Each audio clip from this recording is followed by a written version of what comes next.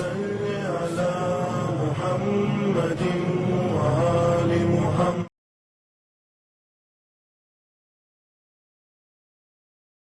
السلام علیکم ورحمۃ اللہ وبرکاتہ. ڈیئر ویورز، ناظرین محترم، آج آپ کے سامنے پھر سے مثالی خواتین کا جو ایپیسوڈس ہے پھر سے شروع ہو رہا ہے بیکاز آف رمضان. کچھ رمضان کی وجہ سے میں بھی بزی تھی، جس کی وجہ سے میں اس پروگرام کو نہیں دے پا رہی تھی، اور انشاءاللہ آج سے انشاءاللہ یہ سلسلہ شروع ہو رہا ہے جو ہر ایوری ویک آپ تک انشاءاللہ پہنچے گا. اور انشاءاللہ اور آج جس خاتون کا ہمیں ذکر کرنا ہے وہ خاتون جو ہے وہ ہم سب کی ماں ہے، جن کو حضرت حوا سلام اللہ علیہا کہتے ہیں. اور یہ 5 خواتین جو دنیا میں ہیں، جو نایاب ہیں، یونیک ہیں، جن کے لیے بہت زیادہ احترام کرنے کے لیے کہا گیا ہے، ان 5 خواتین میں ایک خاتون حضرت حوا سلام اللہ علیہا بھی ہیں، جو بہت ہی خاص موقع پر جب خاص ہستی کی ولادت کا وقت ہوتا ہے تو یہ ہستیاں ان کی مدد کرنے کے لیے اس دنیا میں تشریف لاتی ہیں انشاءاللہ. اور جنت میں رہنے والی یہ خاتون ہے، اور جس کے لیے خداوند عالم نے بھی سورہ بقرہ کے آیت نمبر 35 میں بھی خداوند عالم کہتا ہے بسم اللہ الرحمن الرحیم وَقُلَّ يَا آدَمَ اسْكُنْ أَنْتَ وَزَوْجُكَ الْجَنَّةَ. اے آدم، آپ اپنی زوجہ یعنی حضرت حوا علیہ السلام کے بارے میں خداوند عالم احتراماً جو قرآن میں جس کا نام لیا گیا ہے کہ اے آدم، آپ اپنی زوجہ کے ساتھ جنت میں داخل ہو جائیں. تو یہاں پر ایک سوال یہ اٹھتا ہے، بہت سے مفسرین جو ہیں ہمارے وہ کہتے ہیں کہ کون سی جنت، کیونکہ ایک جنت ہے جس میں انشاءاللہ تمام مومنین جائیں گے، وہ ایسی جنت ہے جس کے لیے کہا گیا ہے خالدین، انسان وہ ہمیشہ ہمیشہ جائیں گے، ہمیشہ کے لیے جائیں گے، کبھی وہاں سے ان کا یو ٹرن نہیں ہے، یعنی خالدون، ہمیشہ وہاں رہنا ہے. تو یہ کون سی جنت ہے جہاں سے ان کو آنا پڑا واپس؟ تو کیا کوئی دوسری جنت ہے؟ تو خیر مفسرین کا کہنا ہے، اکثر مفسرین جو کہتے ہیں یہ وہ دوسری جنت تھی جس جنت میں مومنین جائیں گے ہمارے اہل بیت علیہم السلام کے ساتھ، وہ جنت نہیں، یہ کوئی دوسری جنت ہے. بہرحال حضرت آدم علیہ السلام کے ساتھ حضرت حوا سلام اللہ علیہا جو تھی وہ داخل ہوئی جنت کے اندر میں، اور اس کے بعد خداوند عالم نے ان سے یہ بھی کہا لا تقربا هذه الشجرہ، یعنی آپ اس درخت سے آپ اپنے آپ کو دور رکھیں، اپنے آپ کو شجر کے قریب نہ جائیں. مگر اور اس کے بعد پھر کہا فَحَازَلَّهُمُ الشَّيْطَانُ، یعنی شیطان جو ہے آپ کو بہکا سکتا ہے، سلپ کروا سکتا ہے. یہ بات خداوند عالم نے کہہ دی تھی، مگر ہاں ہم انسان ہیں اور مٹی سے خلق کیا گیا تھا. ان دونوں ہستیوں کو دنیا میں سب سے پہلے مخلوق بن کر اس دنیا میں آئے اور ایک پیارے رشتے کے ساتھ آئیں، دونوں ہسبینڈ اینڈ وائف کے رشتے سے اس دنیا میں آئیں. اور اس کے بعد اس دنیا میں آنے کے بعد ہم جیسے لوگ جو آج دنیا میں تا قیامت تک ہم جو پیدا ہوں گے ان کی اولاد میں سے ہم ہیں. اور آنے کے بعد ان کو خلق کیا گیا، جس کی خلق کرنے سے بہت زیادہ فرشتوں نے کہا تھا کہ آپ کیوں خلق کر رہے ہیں. خدا وند عالم سے سوال ہوا تھا کہ آپ کیوں خلق کر رہے ہیں، کیونکہ ہم سے پہلے، ہم انسانوں سے پہلے جو مٹی سے خلق ہوئے، ہم انسانوں سے پہلے وہ مخلوق اس دنیا میں رہتے تھے جو آگ سے جن کو خلق کیا گیا تھا، ان کو کریٹ کیا گیا تھا، جس کو کہتے ہیں جن، جس کو جن کہتے ہیں، اور جو آنے کے بعد صرف فساد برپا کرتے تھے، صرف فساد. تو اسی لیے بات کو دیکھتے ہوئے جو فرشتے تھے وہ یہ کہہ رہے تھے، حتیٰ کہ جو ابلیس تھا جو اس زمانے میں وہ بھی جن تھا جو اللہ کی عبادت کیا کرتا تھا، اور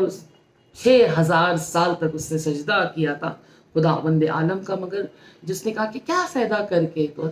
جو چیز اللہ جانتا ہے اسے ہم کوئی بھی سوال کر نہیں سکتے. بہرحال حضرت آدم علیہ السلام اور حضرت حوا علیہ السلام کو خلق کیا گیا اور اس جنت میں بھیجا گیا، مگر شیطان نے جب آ کر ان کو بہکایا اور انہوں نے ترک اولا کیا، یعنی اٹس ناٹ حرام، حرام نہیں کیا، ترک اولا کیا. تو ترک اولا کرنے کے بعد ان کو جو سزا ملی اس سے ہمیں عبرت ملتی ہے کہ جب ترک اولا کرنے والوں کو ایسی سزا مل سکتی ہے تو واٹ اباؤٹ حرام. کہ حرام کرنے وقت ہمیں اس بات کا احساس ہونا چاہیے پھر اس کی سزا کتنی بڑی ہوگی، اس کی سزا کتنی مثلاً محکم ہوگی. تو انشاءاللہ ابھی رمضان کا مہینہ گزرا ہے اور امید ہے، یقین ہے کہ پروردگار ہم سب کو پروردگار نے ہم سب کو گناہوں سے مغفرت مل گئی ہوگی، اور انشاءاللہ امید ہے کہ پروردگار ہم سب کو توفیق دے کہ ہم دوبارہ اور گناہ نہ کریں، تاکہ خداوند عالم کے سامنے جب ہم جائیں تو پیور ہو کر جائیں. بہرحال حضرت آدم علیہ السلام کو جب جنت سے نکالا گیا اور حضرت آدم حضرت حوا سلام اللہ علیہ جب اس دنیا میں تشریف لائے تو حضرت آدم علیہ السلام تو سرزمین جدہ میں پہنچے تھے، مگر حضرت حوا سلام اللہ علیہ سرزمین سری لنکا میں آئی تھیں. اس زمانے میں آج ہم سری لنکا کہہ رہے ہیں، مگر اس زمانے میں وہ بھی ہندوستان کا ہی حصہ تھا، ہندوستان کا ہی حصہ تھا جہاں پر وہ آئی تھیں. اور جنت کے پھول ان کے جسم سے لگے ہوئے تھے، کچھ پتے لگے ہوئے تھے، تو جس کی وجہ سے آج جو سری لنکا میں ورلڈ میں بیسٹ، یہ چاہے ہندوستان میں کہہ دوں، جو ورلڈ میں بیسٹ پھول جو ملتے ہیں جس میں سب سے زیادہ خوشبو پائے جاتے ہیں، وہ ایک وجہ یہ ہے کہ حضرت حوا سلام اللہ علیہ اس زمین پر تشریف لائی تھی، جس کے سبب سے وہ جنت کے پھول کی خوشبو جو ہے آج الحمدللہ ہندوستان کے پھولوں میں سما گئی الحمدللہ. اس کے بعد جناب حوا سلام اللہ علیہ بہت گریہ کی، کیونکہ دو لوگ تھے اس پوری دنیا میں اور دونوں ایک دوسرے سے جدا تھے. تو جس کو دیکھتے ہوئے قیس زنگی پوری صاحب نے ایک عرفانی اشعار پڑھا، اور عرفانی اشعار جو لکھا جس کو میں آپ کے سامنے کہتی ہوں. جدائی میں حوا کے گریہ تھے آدم، دیا واسطہ ان کا خالق کو جس دم، ان کا مینس رسول خدا اور آل رسول کا،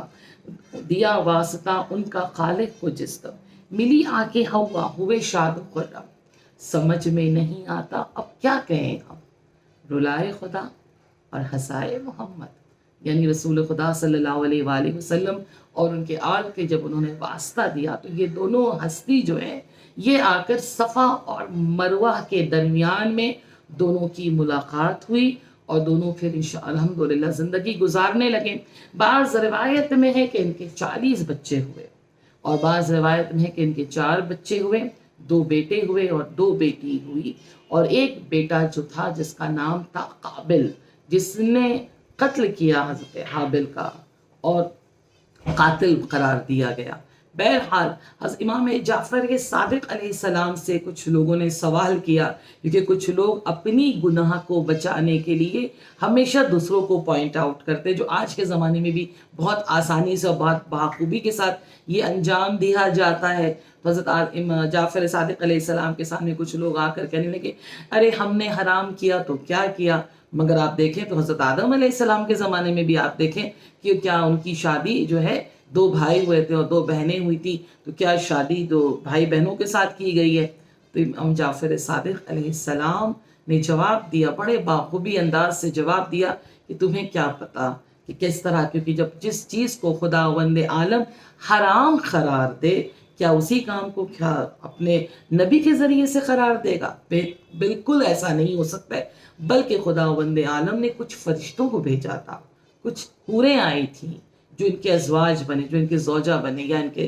ان سے شادی کی گئی تھی، یا جین کے جو فیمیل ورژن جس کو کہا جاتا ہے، جس کو جینی کہا جاتا ہے، کا ان کو بھیجا گیا تھا تاکہ ان سے شادی ہو سکے، ان سے شادی ہو سکے. اسی لیے بعض جو تحقیق کرنے والے ہیں، وہ فلاسفر ہیں، وہ یہ کہتے ہیں کہ بعض خواتین میں جو ایک جنسیت ہوتی، مثلا ایک ہوتا ہے ایک فطرتاً جو ہوتا ہے کہ وہ زیادہ تر کسی کو ستانے میں ان کو بہت زیادہ مزہ آتا ہے، کسی کو برا کہنے میں بہت زیادہ مزہ آتا ہے، تو کہتے ہیں کہ وہ جینی کی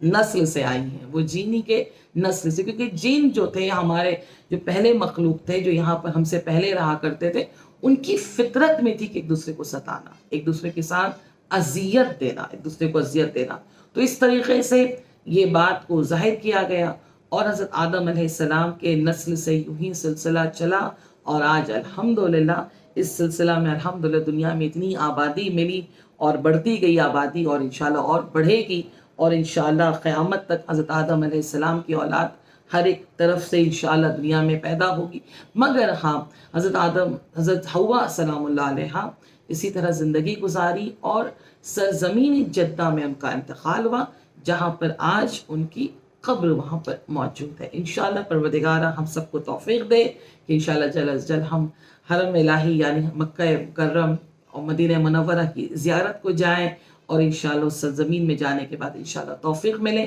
کہ حضرت حوا سلام اللہ علیہا کی قبر کی بھی زیارت ہم سب کو نصیب ہو. اور انشاءاللہ دعاؤں میں یاد رکھیے گا اور ہمیشہ خوش رکھیے گا. عبادت انشاءاللہ بر وقت کریں، اہل بیت علیہ السلام سے محبت ہر وقت کریں اور ان کے دشمنوں سے کبھی بھی محبت نہ کریں، ہمیشہ یاد کریں. والسلام علیکم ورحمۃ اللہ وبرکاتہ.